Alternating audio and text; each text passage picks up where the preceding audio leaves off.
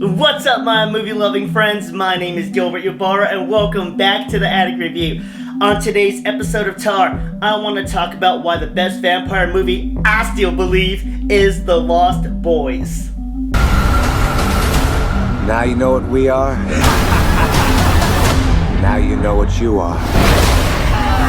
There is some great vamp life movies out there, like From Dusk Till Dawn, John Carpenter's Vampires, both Fright Nights, blood-sucking bastards. Seriously, all y'all need to check that one out. But as far as attitude, atmosphere, style, fashion, music, and magic, there's no vampire movie quite like The Lost Boys.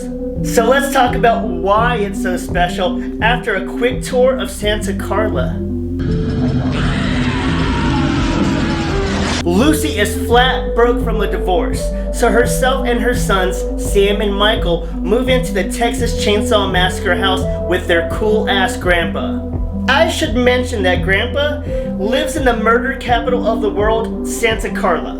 But at least they have a bitchin' boardwalk. Look at that nightlife. And this place has got it all. They've got comics, oiled up sax players, frogs, stars, and vamps on bikes.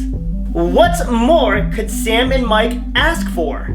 Well, Sam joins a book club led by teen freedom fighters, the Frog Brothers. God, I love these two. We're fighters for truth, justice, and the American way. And Michael wants to hang out with the tough dudes from the wrong side of the tracks because Star is a babe and he really hates hanging out with his mom. Sam is getting trained in the arts of vampire hunting through comics and the Frog Brothers, while Michael is over there smoking and drinking and straight West Coasting his way into earning some wings and fangs, but shh, he doesn't know that yet. I almost forgot about Mama Lucy, who is dating her boss, and they are wanting to get it on. But Sam and the Frog Brothers think that he is the main culprit behind all of these deadly hickeys in Santa Carla. So a disastrous dinner kind of proves their theory wrong about Max. Michael's learning more and more about his blossoming vampire traits, and his crew that he's been hanging out with, well, those are the vampires that the Frog Brothers have been warning us about. All of this can only mean one thing. We are headed for a fight. The Frog Brothers are the perfect example of lying on your resume because they suck shit when it comes to executing these bloodsuckers. So instead of an easy daytime hunt, they really piss off David by killing the drummer from Wild Stallions. And oh damn does he promise to get revenge. But when do you ask?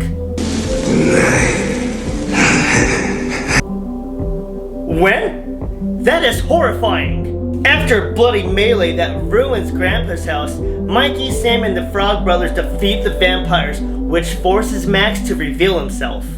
Who, hey, was actually the head vampire, but it don't matter, cause Grandpa just that fool. And as we end the film, it turns out Peepaw here, without telling anyone, already knew about this vamp shit. That's motherfucker. Damn, what a movie! And thank goodness, because originally this was supposed to be a little lighter, more childlike and child-friendly if you couldn't tell by the Peter Pan-inspired title. But director Joel Schumacher wanted something sexy and cool and created something mystical and legendary. Without watching a trailer or even hearing the ridiculously great soundtrack, one glimpse at these dudes is enough reason to watch this movie.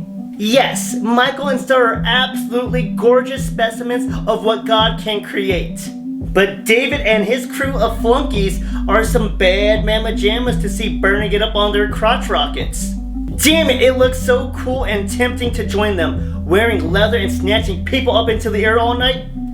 I guess I could just blame it on the blood, wine, and peer pressure, right? Peer pressure.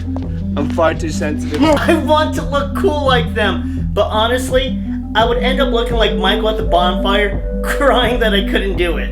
Only reason I'm crying is because of the adrenaline. You're gonna hear me use the word cool to describe this movie more than you hear Michael's name in this film, which they said Michael or the variation of his name 114 times. I'm a accountant one of these days. Back to being cool. Everything about this movie is cool. The liveliness of the boardwalk, oily as Tim Capello. Hell yeah, man. And the rest of this soundtrack and the musical score. Also on the cool checklist, the wardrobe. Not only do the vampires look badass, but so do the Frog Brothers, and even Sam and his erratic fashion sense. The mixture of humor and scares is masterful, because this is a terrifying situation. Vampires, dude, they'll fuck you up. But the Frog Brothers and Sam have the advantage here. They have this weird shield of invincibility from being youthful and innocent. Their simple ignorance to true danger allows them to face death with no fear, and it is hilarious.